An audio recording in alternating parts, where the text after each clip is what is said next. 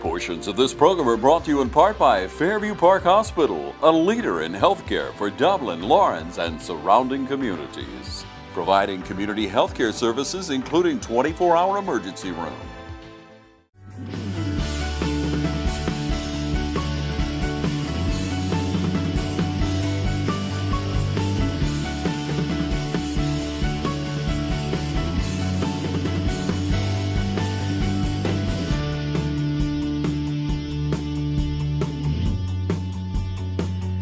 Hey, welcome to Chamber Talk. We got a great show for you today. I want to welcome Dr. Juli Aligood. Thank you for joining me today. I know you've been really busy in the past weeks, and I know there's been an announcement in the paper about your resignation with the board. But before we get into that, I want to first say thank you again for joining us on the show today. Sure. And let's talk a little bit about school Okay. and the condition of schools today. Dublin, Lawrence County schools, maybe compared to other schools, some of the things that are going on, some of the things that may need to happen. You've been 2 years? Right. 2 years? I was made interim exactly 2 years ago last week. So if you can look back to 2 years ago, do you remember some of the things when you first came in that you were looking at to say, these are some immediate things that we need to work on, and maybe these are some long range? What types of issues? We had not long ago had an advanced ed report, that came in and pretty much had laid out exactly some of the things that we needed to do in Lawrence County schools to move forward. And so we started there, answering those calls. With Lawrence County schools had never had a strategic plan. We had never been advanced ed accredited, so that was something that we were really excited about, and that had just happened just a couple of months before I was made superintendent. So we had a good plan laid out there, and getting that strategic planning process done, I think that really helped bring our administrators and our teachers together in some focus and moving in the same direction, And I think that we got the community members involved, and so I think that was a good first step, And like I said, that was laid out by advanced ed, so we got off to a start there, Okay. And so some things that came after that were just some things that we built into that plan. We knew we needed to build teacher and leader development. We needed to grow instruction. Instruction looked largely like it did many years ago, and the state has called for a different outlook for instruction. Children are different now than they were, so we have to change to meet those needs. We've used a lot of technology to do that. With leader development, we have started a lot of leader programs. We have an aspiring leaders program for teachers who want to become leaders possibly. We have had grown some great leaders out of that. Our assistant principals, we offer them an opportunity. Hey, if you want to be a principal, come join this group. And so we've done some development there. I hope to get people to understand the big picture. Right. And because there is a big picture. What goes on in the classroom is paramount, but obviously it's got to be connected to a greater good, and a lot of that's about building a strong community. Right. So we've tried to do a lot of education with a lot of that. And so the goal, it sounds like, and for you and with the board, was to move forward. Exactly. And to grow in technology, to grow in leadership and all of those areas. Yeah, sure. So do you see 2 years? You feel good about the direction, where we are, and where do we need to go? Where do we still need to improve? And I know for me a concern is technology, being familiar with some other school systems and some of the technology that they're using in their classrooms. Right. We've got a little bit of catching up to do in some of those areas. I think moving forward, I think we've done a lot of things to get that groundwork going. I think we've seen some, obviously, you want to build a strong community, and part of that's improving your achievement, in the schools. We have had some huge achievement gains here in Lawrence County over the last couple of years, which is very exciting. And usually that when you start getting that little success there, that kind of spurs people on who aren't not quite so sure about all that change, And so that's been exciting. But I think to further that and continue that process is very important. Instruction looks great in Lawrence County schools. It's looking better than ever. Like I said, the engagement among students, and that technology helps with that a lot too. We've got a great technology department who they've answered that call, and they recognize they want to do more and be more, and so We've done a lot of good things, I think, moving forward there and Okay. using technology for instruction, not just for testing, not just for assessment, for actual Right. instructional purposes. Well, you know. and that goes to, I had a lady come in the office the other day, and I wish I would have brought the paper with me today, but they have some classes going on around the state for people to come to, and by the way, we will have this information on the Chamber's website and our Facebook page to attend these sessions, but they're explaining the ratings, the A through the F rating, and what it means and what it doesn't mean, and I think there's even some controversy there as to the focus and the emphasis on these grades. Can you shed a little bit of light on how that's implemented in the classroom today, the importance of the rating and how maybe it's misunderstood? Well, I can talk a little bit about technology in the classroom and how we are kind of scored through some of our advanced ed and whatnot with that. Okay. It doesn't really matter if the teacher is using the technology. What's most important to them is that the students are using the technology, because it's student-led instruction with technology that's supposed to further us along, you know. And so that's been a big learning shift, I think, for educators across the state, you know. But all that, you know, comes into play with the grading of the schools and whatnot that's going on at the state level now. I want to ask you, we're going to take a commercial break. When we come back, I want to ask you your thought on I know there's 3 different types of systems. You have the charter systems and Strategic 2 other, waivers and- right. But the direction and the type of system that we have and the emphasis on, you hear folks a lot of times today say, well, we're teaching our children to pass a test. Right. So we'll take a short commercial break, and we'll come back and Okay. discuss that. We'll be Sure. right back. Hi, I'm Chuck Harwell with the Community Bank of Dublin-Lawrence County. We're proud to offer the latest technology in the banking industry. From our teller pods to online services that allow you to manage money and pay your bills all at your fingertips.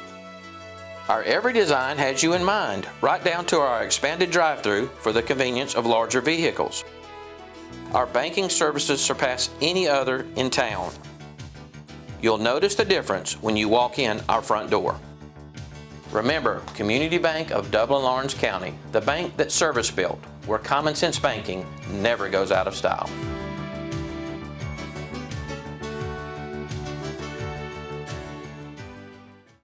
Okay, welcome back again, Dr. Aligood. Thank you so much for joining us. Right before the break, I mentioned the testing and the standardized testing, and I hear a lot of folks around town, and sometimes people just they feed off of what they've heard other people say. Right. And you hear a lot of people say, well, our kids are just being taught to pass a test. Have you heard that? Are you familiar with I that? have, And and what there would you was say? there was and I have not seen the website, but there was a little opt-out website where people didn't want their children to take a test, and they thought that it was, you know, I guess, stressful for the children and whatnot. But I really think that the Georgia Milestones is a good effort that the state has put out for a standardized test, and I think that they're very clearly aligned with the standards that the teachers are supposed to be teaching. Okay. Now, it's the standards are much more rigorous than they were years ago. So obviously the test, if they're going to match that, they're going to be much more rigorous, you know. So if we haven't done a good job teaching the standards, then, you know, the test score's not going to be as high. Right. So, I mean, we've had a shift in the state of Georgia, and I think it was a much needed shift if we're going to, you know, compete globally. I mean, we needed to up our rigor, and our children have answered the call. I mean, they're performing, they're coming Right. along. I mean, we just had to sort of get it in that higher gear, you know. But I think the tests are pretty clearly aligned with what I've seen. There's more writing on the test now, and I think that that's very important for a child to be able to compose their thoughts. It takes things up a lot more cognitively for the student. So I think the tests are, like I said, good. And, you know, they are stressful. I mean, I have a 3rd grade child, and she said, now, do you realize I've got to pass this test or I'm not going to get to go to the 4th grade? Right. I said, I sure do. Right. So, Well, and but you it's do. just, you know, but I think that, you know, as long as they match up and we're doing a great job with instruction, and we are, you know, there shouldn't be a problem. You hear a lot of that, and with, you know, you brought up another something I wanted to talk about with you, but you hear a lot of parents and their children, and they're making us do this at school, they're not making us do this at school. And there are different rules and guidelines and things that you guys have to implement and put in, and sometimes they're not the most favorable that people are going to enjoy, but you've got to have rules. And I think it does make it difficult sometimes not to try to take either side, the educators or the parent side, but you have rules, people know the rules, and then when their children don't obey the rules, you've got parents up there and you've got all these issues that you have to deal with parents that it's clearly stated, here's the rule, and I fully believe with all my heart, you guys are trying to protect our children. You're not purposefully writing anything into a handbook or a manual to say, hey, we want to inconvenience parents and we want to harm our children. Right. But do you see a lot more of those types of issues today? Because maybe they existed when I was in school, but it just didn't seem as rampant as it is today. I won't say a whole lot more. I mean, I think that, you know, obviously people want what's best for their children. Sure. And we want what's best for their children too, but a lot of times, you know, we have to do things globally, what's best for 6,642 students as opposed to what just reaches that one student. And and a lot of times people don't understand that, you know. But I won't say there's a lot more. I think sometimes with social media, I hate to say it, but I think sometimes that exacerbates things, because when people get upset about things, I think the natural reaction is to, you know, let me get some people on my side or whatnot. And really, there's not two sides. I mean, there's one side. It's the child's side, and we're all on that side. We just have a different vantage point. We've just got to learn to try to see each other's point.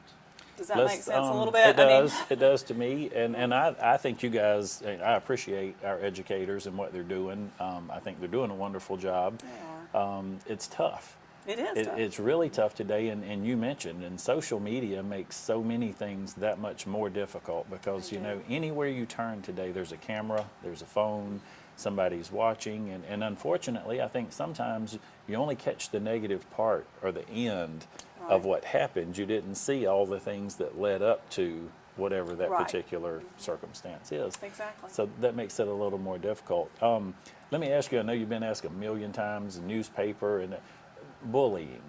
When did the bullying really become such a big issue in schools, and what can we do to combat that? You know, I know it's been around forever. I can't say that it's a lot worse than it was. I think social media has probably, like I said, exacerbated that some too, because I think a lot of that goes on. I mean, I think a lot of people will say things and do things, even adults, let's face it, you know, when they think that they can get away with it, you know. And I think a lot of times things like that, particularly in the high schools and middle schools, start as a social media issue, not even at school, and then it feeds over into the school.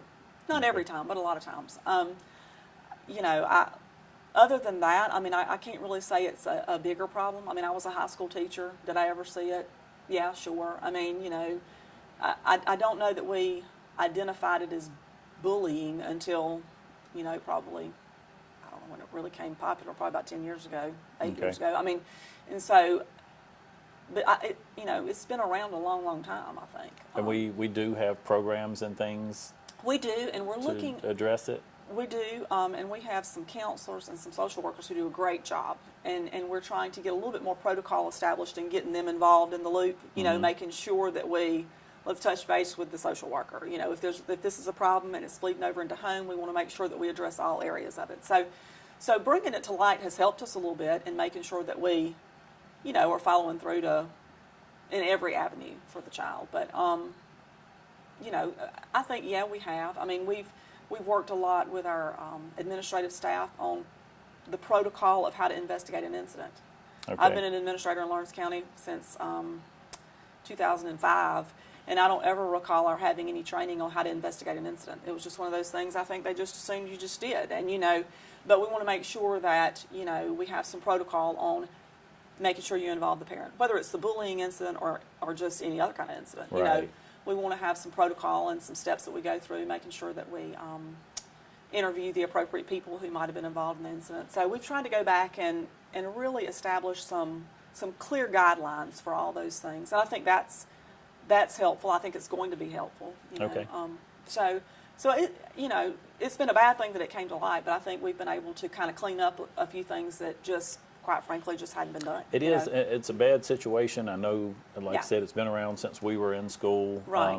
You know, I think for me, I could say myself, I was on both ends. Sometimes Yeah, I did exactly. the bullying, and sometimes I was, Exactly. on the other end of it. But it is, I think today it is a bigger concern for Right. people, and again, maybe social media created more awareness, whether some Right. people would say that's good or bad. Right, yeah. Certainly if your child or you are the one being bullied, it is a huge concern, Oh, and we don't yes. want anyone to send their children to school and feel like they're not safe going to school. Right. But on another topic, the future of our school and our Lawrence County school system, what do you see for the I future? think it's there? got a bright future. I mean, I believe in Lawrence County Schools. I've been in Lawrence County Schools 25 years. I started in Lawrence County Schools as a teacher, and a lot of the teachers now are people that I taught. I mean, I was like the resident grandmother at the primary school when I was over there, because all the parents brought their kids over to the school, so that was a nice little relationship I had there. But it's a great school system. I mean, it really is. I think it's poised to be, to borrow the word from our advanced ed leader, your school system is poised for greatness. And I thought those were some profound words, because he said, you've got so many good things going on, but let's make them great.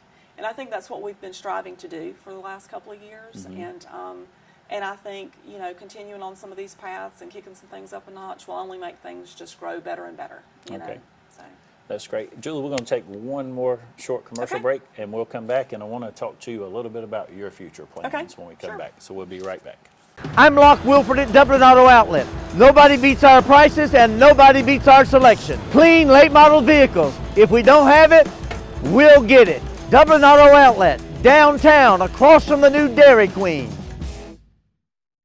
Welcome back to the show. Dr. Aligood, right before break, we mentioned your future. Hi. Again, we mentioned at the beginning of the show that you were resigning, and, thank you so much for your service here and how you've impacted the school system here.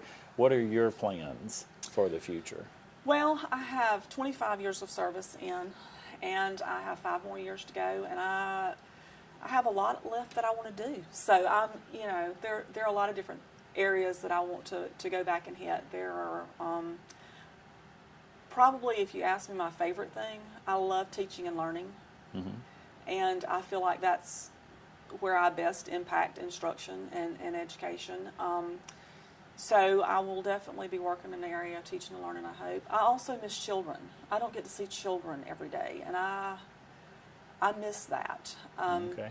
To be honest with you, when I left the primary school for about 2 or 3 weeks, every morning I would just tear it up all the way to work, because You missed the I had children. not been around children. I mean, I had never not been around children every day, and that's difficult, because they remind you so much of why you're doing what you're doing, and when you get removed from that, it's difficult. So Well, and it's not a secret, the position that you're in, and especially here in Lawrence County. That's a high pressure It system. is. There's a It lot is. constant. I'm sure you probably get phone calls day and night, whether they're good or people not happy. 24/7, yeah. Is there any sense, maybe a little bit of relief for you, or is it a well, little bittersweet? It is. I feel like I've birthed a baby and I'm handing it over to somebody for, adoption, so to speak. I've worked really hard in Lawrence County, and every day I wanted to be a little bit better than I was the day before. That's just sort of my makeup. It's my composition. So it is bittersweet. I mean, Okay. Can I ask you the $10 million question? I'm sure everybody would like to know, and Sure. there was a write-up in the paper, but it didn't really answer the question as to why. Why are you doing this? Yeah. Would you? Yeah. Well, I'll say in my resignation letter, the board and I have talked about this a little bit since January. I'm very, probably people will say I'm very headstrong. I'm an only child. I have a pursuit of excellence inside me that I just cannot not strive for the great, And it's just innately a part of me. I mean, when I was at East Lawrence Primary, it was important for me to take that school from, we were in the bottom quarter of the state. And in 3 years, we were in the top quarter of the state. And that's the pursuit of excellence, I feel, not for myself, but I just believe that much in the children that we're serving.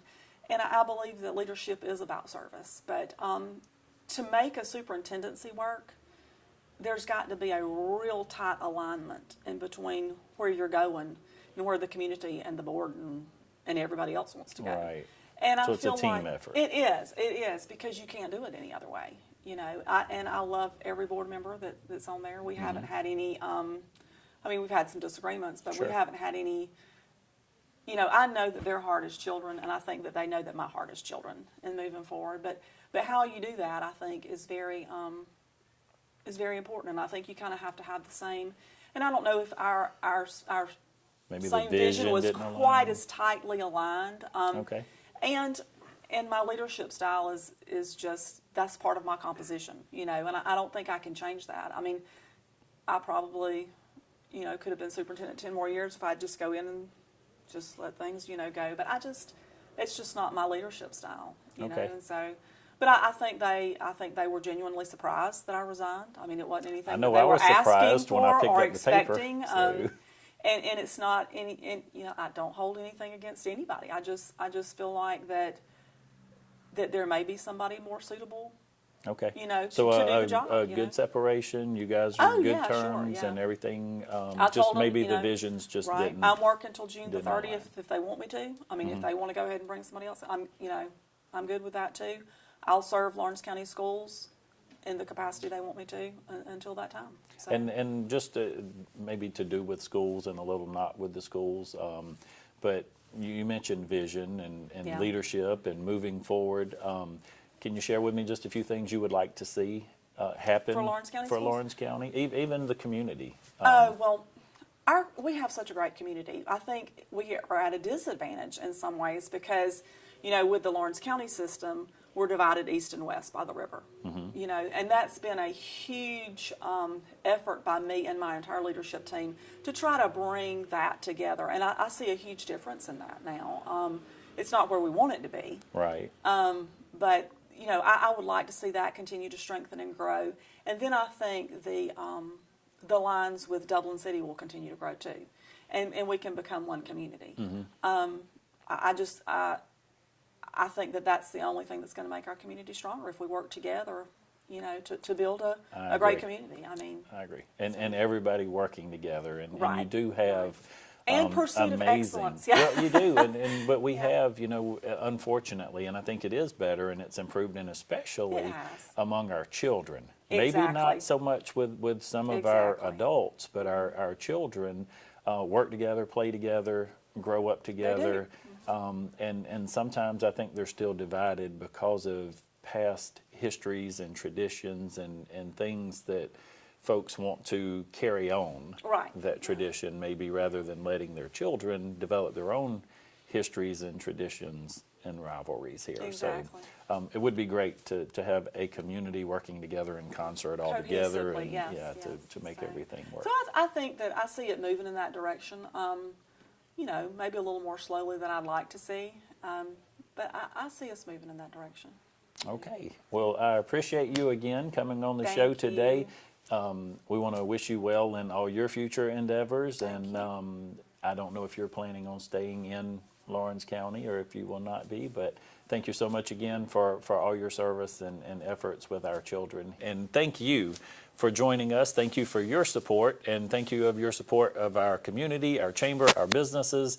And we always like to close our show by reminding you it's a great day for business in Dublin, Lawrence County.